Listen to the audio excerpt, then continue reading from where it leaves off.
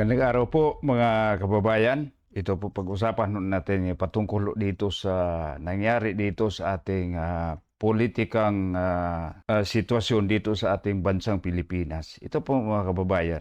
Malamang po na marami ding naguguluhan ng mga Pilipino sa mga nangyayari ngayon patungkol dito. Dahil ito po si Amy Marcos, alam mo natin, ito pangalan na Marcos, hindi natin alam dahil ito nga ang dahilan bakit nangyari itong kaguluhan ngayon sa ating bansa. Kung di dahil dito kay Amy Marcos, hindi siguro makumbinsi itong si Inday BP Sara na kumbaga sila ay magpapartner. Pero ganun pa man mga kababayan, hindi natin maibalik na, tapos na, nangyari na hanggang sa humantong na sa ganitong pagkakataon na itong dating presidente natin ay tinangay na nila palabas sa ating bansa. Pero itong sinabi ni Amy Marcos, kumbaga natutuwa naman ako. Pero may kunting galit. Bakit nga? Bakit nga? Hindi naman lang niya nagawa, hindi naman lang niya sabihin na bago pa ito nangyari, maagapan na niya. Hindi naman ako maniwala na wala siyang kalamalam dyan sa mga ganap, dyan sa loob ng Malacanang. Kaya sabihin man niya mga iba't ibang mga palusot na kung ano-ano pa nang sinasabi niya, maliban lang dito, sa pananaw ko dito na hindi naman siya natin sinasabi na pumapabor siya sa mga Duterte, kundi parang bumabawi na lang siya sa kanyang mga ginagawa dati. Kahit ano namang sinasabi ni Inday BP Sara sa mga nakaraan na anong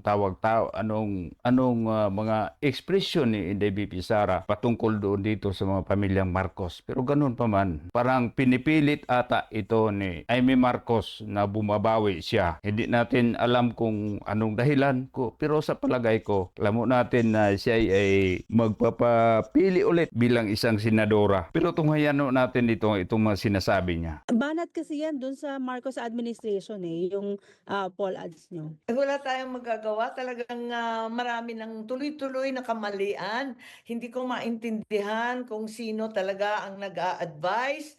Nung bata pa ako, maliit pa ako, hindi namang Alam mo natin dito mga kababayan, hindi alam kung sino mag-advise. Ano lang siguro, Senator Amy. Alam mo natin itong mga advisors niya, presidential advisor, malamang andyan lang. Ginagawa silang presidential advisor Pangalanan mo na. Dahil ang problema kasi nito, sabihin natin yung lahat ng mga advisor dyan, sila ang nag-advise. Hindi naman siguro nangyari na itong isang, kumbaga ako sa palagay ko, ako bilang isang presidente tapos may mga advisors ako, magpupulong-pulong kami, nasa meeting kami, ano bang gagawin natin dito? Ito na ang sitwasyon. Ito nang gagawin natin. Ikaw, advisor number 1, ano bang gagawin natin? Ito sa advisor number 2. Itong timpi-timpi na mga advices, hahanapin ang paraan kung saan ang pinakamas maayos. Naku po, Madam Amy. maliit, pero teenager pa ako. Sinabi ko na talaga, Malacanang is a snake pit. Alam mo natin, ang Malacanang, pagsabihin natin Malacanang, isang tirahan, andyan ang totoo naman talaga yon, mga ahasan talaga. Kung sino-sino lang. Ang problema kasi, Senator Amy, yung una-una pa lang, itong kapatid mo na mismo, ang naging ahas. Maganda yung sinasabi mo. Malacanang is na snake pit. Kung baga sinasabi mo, dito, na yung kapatid mo ay inaahas. Ang problema kasi, siya mismo naging ahas. Siya malang nakakaalam dyan sa ginagawa niya. Ang problema kasi sa iyo, Madam Amy, yung sa umpisa pa lang, ikaw ang nagbitbit sa kanya, ikaw ang nagdala sa kanya, papunta kay Inday BP Sara. Dapat sana, lagi mo siyang pinaalala. Alalahanin mo hindi tayo nag-iisa dito. May kasama tayo. Hindi tayo maibalik dito pag walang taong nag-ambag ng tulong para sa atin. Dapat sana yung gagawin mo. Nung panahon ng tatay ko yun, kasi kung ano-ano ang, kung sino lumalapit, kanya-kanyang agenda, ngayon, ang nangyayari talaga nakakatakot. Kaya Sana pinagdadasal ko lagi ang aking kapatid na mabalik sa tamang landas dahil hindi na tama. Ayun. Yun naman pala. Naliligaw pala. Naliligaw pala. Alam mo natin dito mga kababayan, kung sabihin natin na bumabalik sa tamang landas, alam mo natin mga kababayan, alam mo yung may bisyo, itong may pinag-aabalahan na hindi maganda. For short, bisyo. Di ba Carmen, bumalik ka na sa tamang landas. Bisyo eh. Yun ang yun ang mga kasabihan dati. Yung nakukulong na dahil nagkasala. Paglabas na, nakabalik na sa tamang landas. Minsan na yung iba mas lumalala pa paglabas ng kulungan.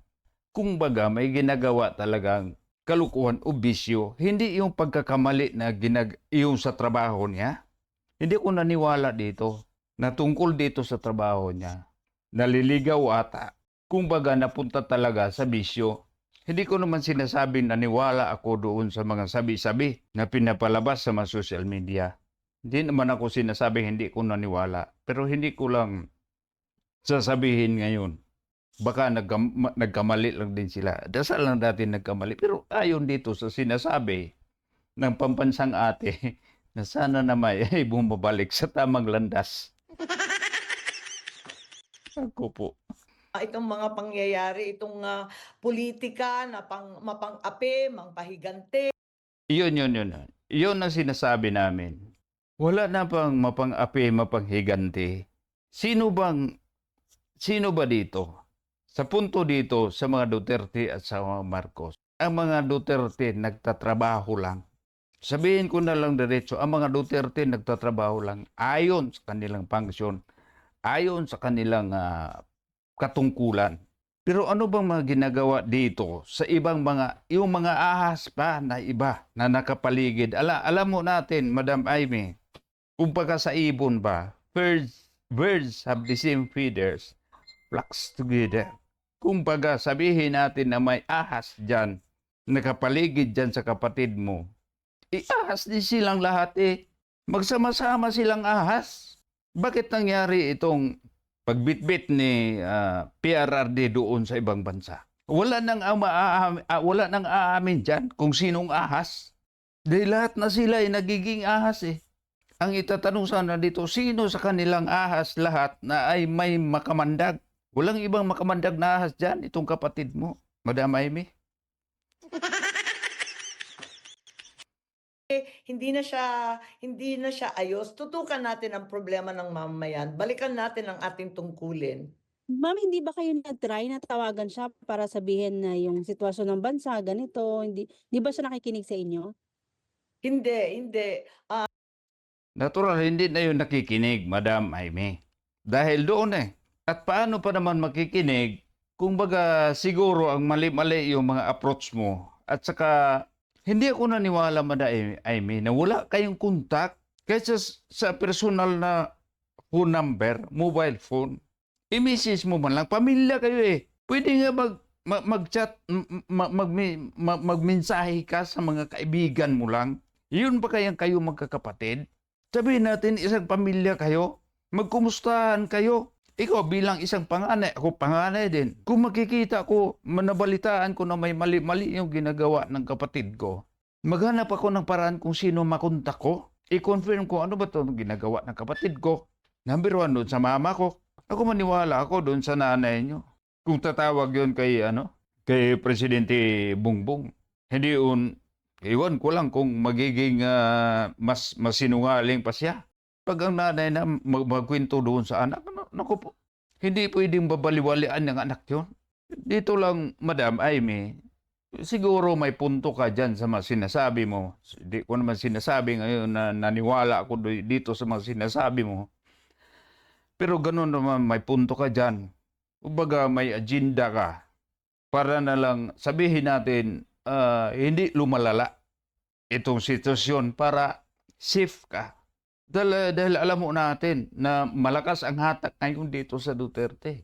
Alam mo namin, kahit dito sa mga sorbe-sorbe, itong trust rating, sa kapatid mo, mas bumababa.